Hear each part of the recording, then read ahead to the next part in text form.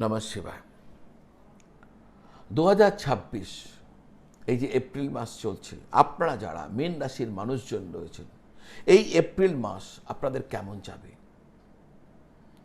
কোনো বড় পরিবর্তন আসতে পারে কি? কোনো চ্যালেঞ্জ বা কোনো সতর্ক বার্তা? এই মাসে আপনি কখন সাবধান থাকবেন আর কখন অত্যন্ত ভালো সময়, যে সময় আপনার ভাগ্যের দরজা খুলে যেতে পারে? কেমন থাকবে আপনার শরীর স্বাস্থ্য? পরিবারে কতটা সুখ থাকবে, না পরিবারে অশান্তি ভোগ করবেন? প্রেম দাম্পত্য জীবনে নতুন কোনো মোড় আসতে পারে কিনা? আর সব থেকে গুরুত্বপূর্ণ, কর্মক্ষেত্রে কখন লাভ পাবেন আর কখন থাকতে হবে সাবধান। এই সমস্ত বিষয় নিয়ে আপনাদের এপ্রিল মাস কেমন থাকবে, এই এতগুলো বিষয়কে রেখে আমি একটি বিশ্লেষণ আপনাদের সামনে রাখছি, যা আপনাদের এই এপ্রিল মাসে দৈনন্দিন যে জীবন, সেই জীবনকে পরিচালনা করতে গিয়ে এটি একটি ভূমিকা নেবে। কারণ যখন সাবধান থাকার তখন সাবধান থাকবেন, যখন ভালো টাইম তখন সেই ভালোকে পাওয়ার জন্য চেষ্টা করবেন। তো আমি একটি বিশ্লেষণ আপনাদের সামনে রাখলাম, আপনাদের নিশ্চিতভাবে এটি কোনো না কোনোভাবে উপকৃত করবে। দর্শক বন্ধু, এই ভিডিওটি শেষ পর্যন্ত একদম দেখবেন। কেন দেখবেন? কারণ এই জন্য দেখতে অনুরোধ করছি যে এই এপ্রিল মাসে আপনারা যারা মীন রাশির মানুষজন রয়েছেন, তাদের যদি কোনো গ্রহগত বাধা থাকে, সেই গ্রহগত বাধা কী করে দূর করবেন তার উপায়ও আমি বলে দেব। তো শেষ পর্যন্ত সঙ্গে থাকবেন। শুরু করা যাক আজকের মূল অনুষ্ঠান। কেমন থাকবে মীন রাশি 2026 এপ্রিল? কিন্তু তা বলার আগে, আপনারা যারা আপনাদের জন্মপত্রিকা আমাকে দেখাতে চাইছেন, জ্যোতিষীয় প্রতিকার প্রতিবিধান কি করবেন জানতে চাইছেন, বিভিন্ন দোষ এ সময় নিয়ে চিন্তায় রয়েছেন, তাই জ্যোতিষের উত্তর জানতে চাইছেন, যে কোনো কিছু জ্যোতিষ পরামর্শ বা প্রশ্নের উত্তরের জন্য আপনি আমার সাথে যোগাযোগ করতে পারেন। আপনার বাড়িতে বসে ভিডিও কল বা টেলিফোন কলের দ্বারা অনলাইন পদ্ধতির মাধ্যমে আমার সাথে আপনি যোগাযোগ করতে পারেন, অথবা আমার সাথে দেখা করেও আপনি আপনার যাবতীয় প্রশ্নের উত্তর সংগ্রহ করতে পারেন, জানতে পারেন। অনলাইন অথবা অফলাইন এই দুটি ক্ষেত্রের জন্যই এই স্ক্রিনের নিচে যে নাম্বার দেওয়া আছে 9830564500, এই নাম্বারে ফোন করে বা হোয়াটসঅ্যাপ করে যোগাযোগ করলে আমার অফিস থেকে আপনাদের বলে দেবে কিভাবে আপনি আমার সাথে কানেক্টেড হয়ে যাবেন, কিভাবে আমি আপনাদের প্রশ্নের উত্তর দেবো, তার প্রসেসটা কি, সমস্ত কিছু আমার অফিস থেকে বলে দেবে। যদি প্রয়োজন হয় তাহলে 9830564500 এই নাম্বারে ফোন করে বা হোয়াটসঅ্যাপ করে যোগাযোগ করে নেবেন।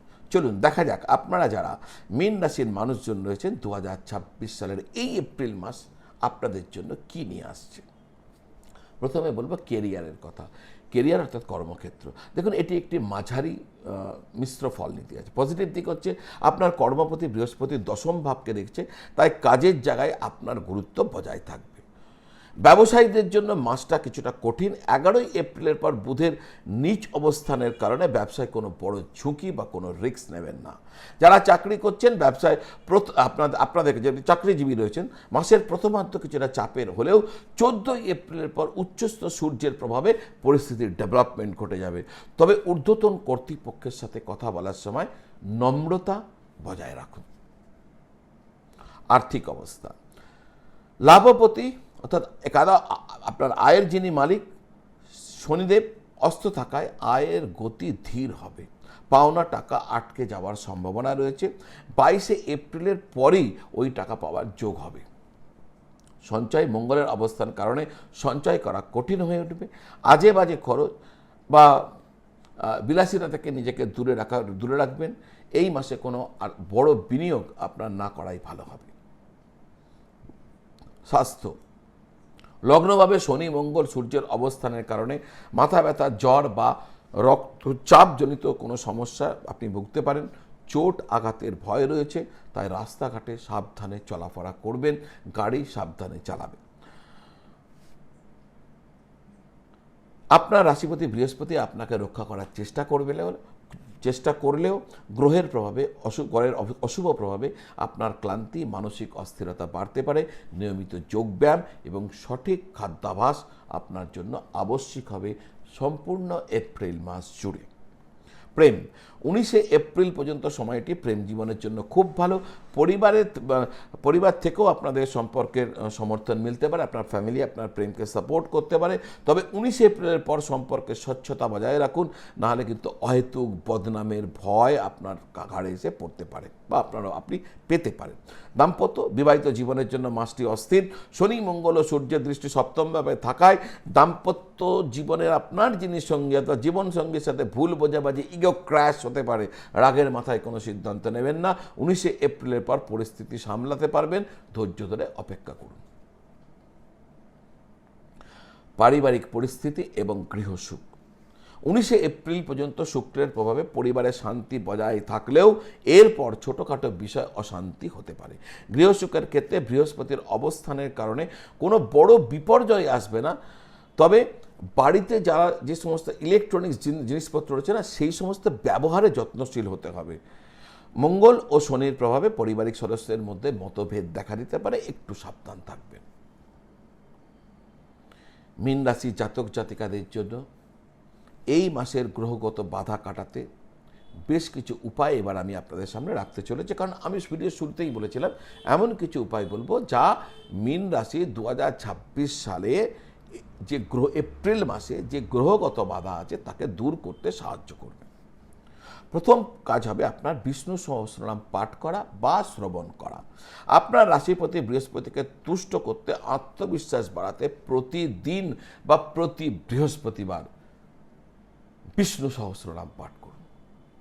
আচ্ছা, এখানে একটা ছোট্ট আমি সংযোজন করছি, এই জন্য করছি, বিষ্ণু সহস্রনাম অনেক বড় পাঠ, আপনার হাতে এত সময় নেই, অথচ এটা শোনার পর আপনার মনে ইচ্ছা হচ্ছে আচ্ছা করবো, কিন্তু একদিন করলে আর পারলেন না, কারণ অনেক পাঠটা লম্বা আছে আর অত সময় নেই। তাহলে কি করবেন?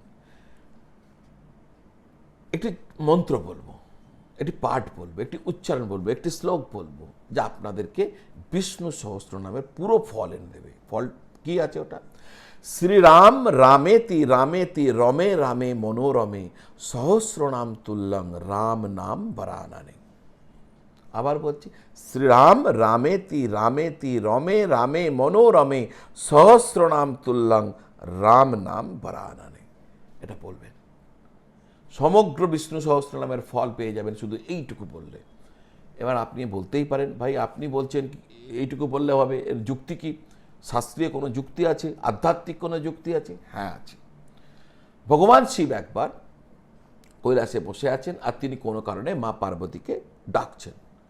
ভগবান শিবের ডাক মা পার্বতী কোনোভাবেই সাড়া দিচ্ছেন না। ভগবান একবার ডাকলেন, মা পার্বতীর সাড়া নেই, দুবার ডাকলেন, মা পার্বতীর সাড়া নেই, তিনবার ডাকলেন, মা পার্বতীর সাড়া নেই। তখন ভগবান কি হলো ব্যাপারটা দেখবার জন্য তিনি দেখতে গেলেন যে মা পার্বতী কি করছেন। দেখলেন মা পার্বতী এক মনে বসে বিষ্ণু সহস্রনাম পাঠ করছেন। তাই দেখে ভগবান শিব বললেন মা পার্বতীকে যে হে পার্বতী, এত লম্বা পাঠ করার কোনো প্রয়োজন নেই, তুমি শুধু বলো রাম রামেতি রামেতি রমে রামে মনোরমে সহস্রনাম তুল্যং রাম নাম বরাননে। এইটুকু বলো, এইটুকু বললেই সমগ্র বিষ্ণু সহস্রনাম পাঠের ফল তুমি পেয়ে যাবে। কে বলছেন? ভগবান শিব। কাকে বলছেন? মা পার্বতীকে। এইটুকু, সেই জন্য এখানে উল্লেখ করলাম, শুধু এইটুকু যদি আপনি করেন না, আপনার বিষ্ণু সহস্রনামের পাঠের সম্পূর্ণ ফল পেয়ে যাবেন। আর রাম এমন শব্দ যা আপনার 7 জন্মের পাপকে সম্পূর্ণ মুছে দেয়। তো দর্শক বন্ধু, আজ এই পর্যন্ত।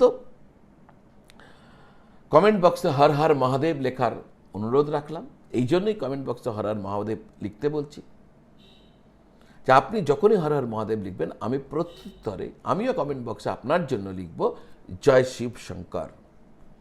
অর্থাৎ আপনি আমি দুজনে মিলেই ভগবান শিবের নাম নেব। শিব আলোচনা হলো, অন্তিমে গিয়ে ভগবান শিবের নাম নেব। তো কমেন্ট বক্সে লিখুন হর হর মহাদেব। আমার এই চ্যানেলটি যদি এখনো আপনি সাবস্ক্রাইব করেননি, তাহলে আমার বিনম্র নিবেদন, এতক্ষণ যখন দেখেছেন চ্যানেলটি সাবস্ক্রাইব করে নেবেন, মাত্র 2 সেকেন্ড সময় লাগবে। আপনার ওই 2 সেকেন্ডের করা কাজ আমার এই ভিডিওটিকে, আমার এই প্রয়াসটিকে বহু লোকের কাছে ইউটিউব পৌঁছে দেবে। এই জন্য এই অনুরোধ রাখলাম। আপনারা সকলে ভালো থাকুন আর সকলকে ভালো রাখুন। নমঃ শিবায়।